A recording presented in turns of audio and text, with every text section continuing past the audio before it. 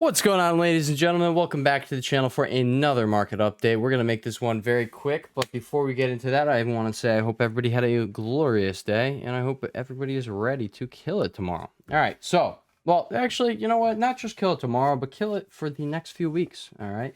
All right, so let's get into the TA. We're going to make this a sub 5-minute video because your boy does not have time. Dogs take up so much freaking time, and I always underestimate that.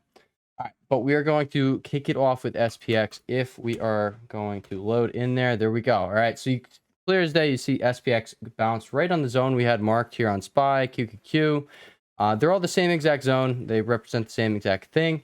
That was taking place while we did have our 4-hour CCIs all reaching down there. It was very obvious that we were going to bounce because, like, hey, we could have fallen. All right, we can fall, and we still can fall PPI, but in order for that to be a decent sized fall without like falling 5 points and then having a counter trend rally and having it completely reverse, well, we need the oscillators to all agree with each other, right? So if your weekly oscillators are looking like that, you want your daily oscillators to be up here. And if your daily oscillators are like that and you're expecting soft, you want your 4-hour oscillators up here. All right. They all work together. All right. But yeah, let's get right into it. All right, so we do have and by the way, this is I'm recording this video very early. All right, but at the moment we do have a doji. But all in all, just realize these candlesticks will 100% be changing unless we do just really trade flat for the whole day. And then I would have to say, like, hey guys, the setup really is looking like we are going to rally going into PPI tomorrow, or not going into PPI tomorrow, off of PPI.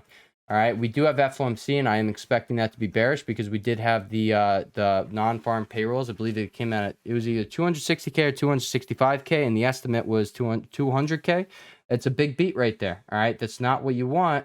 You know, the economy is it's showing that it's flourishing. All right, it is still it's still riding hot, and that's like literally what the Fed is trying to combat. Guys, okay, that's fine. You guys can do whatever you want. They get all hyped when I give them bats. I guess it's just normal. I mean, it's whatever. They're cute.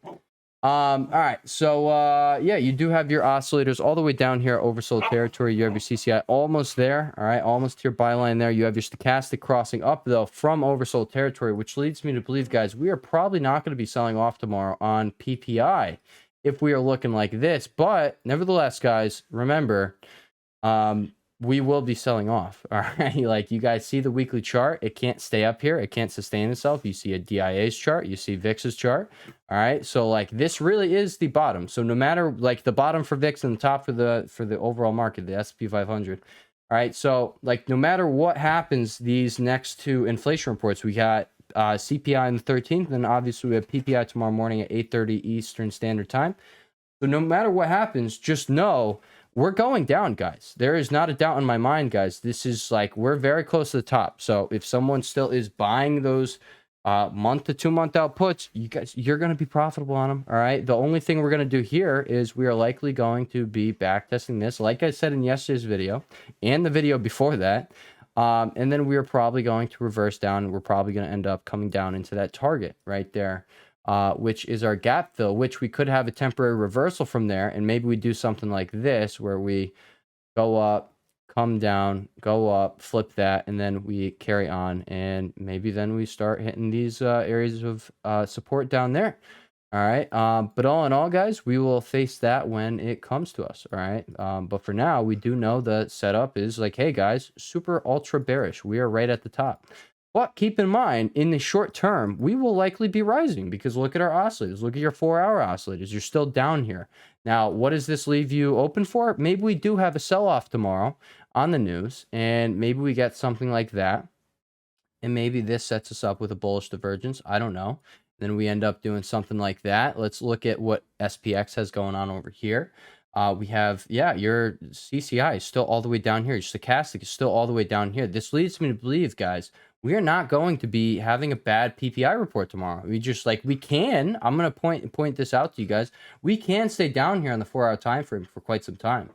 All right, the 4-hour time frame, by the way, obviously we have less candles here than we do on SPY. So just letting you know, that is something about SPX versus SPY, but they they suggest the same exact thing. And the 4-hour chart on SPX is more powerful than SPY's because it means more. It moves slower. It's like the daily time frame, but it's not the daily time frame because it has its own daily time frame. But as you see, it's aligning. The 4-hour time frame, the daily time frame, they're aligning down here. All right, their oscillators are suggesting, hey, we still have some upside to go. And honestly, I think that is going to be the case. That is why I have not entered anything else besides the half of my 390 puts for January 20 that I entered yesterday, which are strictly for guys. I'm getting a 300% gain by the time we hit lows. That is my security, my safety net right there. That is that. All right, just to make sure I catch, guaranteed I am making bank off of the moves that I am calling out here on the channel, because that drives me actually absolutely crazy. If I'm calling stuff out and I'm the one who doesn't get the benefit off it, oh, it would drive me nuts. All right, so that is all that's for. But all in all, I do think we are going to be rising, but I want you guys to keep in mind, we are all the way up here on SPY, so we could have a little sell-off before continuing higher. All right, so keep that in mind. So maybe we sell off going into the end of the day today, and then we end up, gapping up for PPI tomorrow. But again, we did have that hot non-farm payrolls report, so maybe it is going to be bearish, and maybe the charts this time around are going to be like, hey, we're doing whatever the heck we want to do. Okay, we're not going to stick to what we've been telling you for months now. All right, we're going to do whatever we want to do. But I still don't think that's going to be the case because the charts do predict the news. And that saying right there, that quote has done me so freaking well the past few months. All right. Not the past few months at this point, the past, all the way since back here. So we've been nailing it here on the channel. And that's just when we started making these updates. And we're just going to keep going. We're not going to stop them. All right, guys. So I think that is pretty much it. We don't really have too much to talk about. And something else I want to point out. Now, it doesn't show that on here, but on the Weevil CCI for VIX, it is actually all the way up here in overbought territory up here. And I do want to point out, you have 1 wick, you have 2 wick, you have 3 wicks, guys. What do these usually align with? Usually align with going the other way. We have wicks right here, you're going up. You have wicks right here, you're going down. All right, like, oh, more wicks right here, oh, going down. I'm not going to say positive, all right, but I give it a pretty solid shot that we end up going up tomorrow on PPI. Just because, like, hey, our charts are suggesting we can sell off. It's just not going to be a big sell off. So either we have a flat PPI tomorrow, or we have a bullish print and we end up going up. But again, that wouldn't agree with the non-farm payroll report, and that payroll report already told the Fed, like, hey guys, you guys can't slow down. All right, you have to go full hawk mode.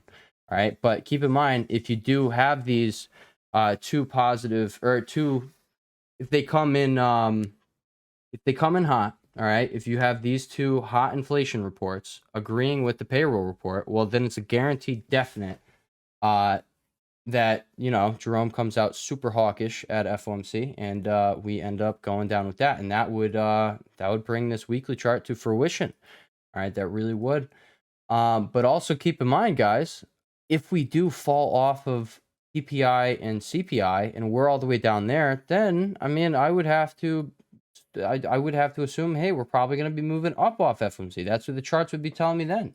All right. I told you guys the past 2 days, guys, we either rise going into PPI and the charts are suggesting, hey, it's going to be a bearish print. All right. It's going to be a hot print, or we fall going into it, which that is what we have right here. We're still down here on our higher time frames. All right. So we're going to have to see. All in all, guys, I will be playing this with the strangle that I will be entering at end of day. I will be doing this on TQQQ, and I will be using next Friday's expiration, not this Friday, because I don't want that stress. Because if it's a flat report on this Friday, I know nothing's happening and I'm losing all of my money. All right. So that, and I know, like, hey, we have a bunch of catalysts. So like one of them isn't going to make or break anything, which means, like, hey, I'm not going to risk that, is what I'm getting at. I'm not going to risk that. So I will be playing next Friday's expiration. I do think there's still going to be volatility surrounding PPI, but say it's a flat report and, like, people just get screwed playing strangles. I'm not going to be one of those people, all right? Because next week we have 2 very nice catalysts, strong catalysts. We have CPI report, and then we also have FOMC the day after. Guaranteed we will have volatility surrounding FOMC. So that is the purpose of having that strangle. And I do think it's going to perform very well going into next Friday. All right, guys. So with that being said, I will catch you guys in the next video. Peace.